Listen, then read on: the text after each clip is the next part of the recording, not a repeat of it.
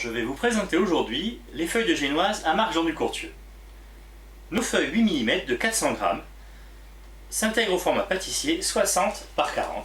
Elles sont regroupées en pochons aluminisés, 2 pochons de 3 feuilles pour les cartons de 6 feuilles ou 2 pochons de 7 feuilles pour les cartons de 14 feuilles. Nous retrouvons les feuilles de génoise sorties de leur pochon. Vous remarquerez la face supérieure poudrée de sucre, ce qui peut servir directement de décor. Quant au papier intercalaire, il a été rajouté après cuisson, ce qui permet à la feuille de génoise de ne pas y adhérer et de simplifier les manipulations. Vous pourrez alors à souhait réaliser des biscuits roulés, des bûches de Noël, des entremets, des verrines telles que des tiramisu ou encore monter des bavarois. Aujourd'hui, je vous montre comment réaliser en toute simplicité un biscuit roulé.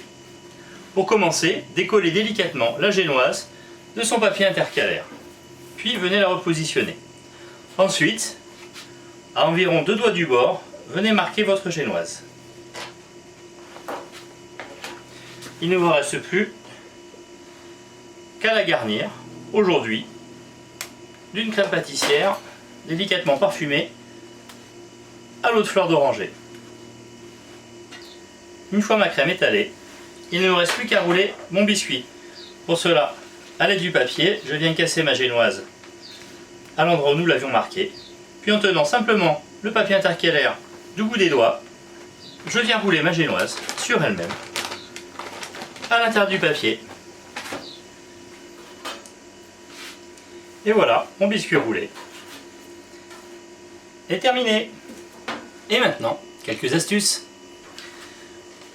Notre feuille de génoise étant suffisamment souple et fondante, il est absolument inutile de la poncher avant de réaliser vos biscuits roulés.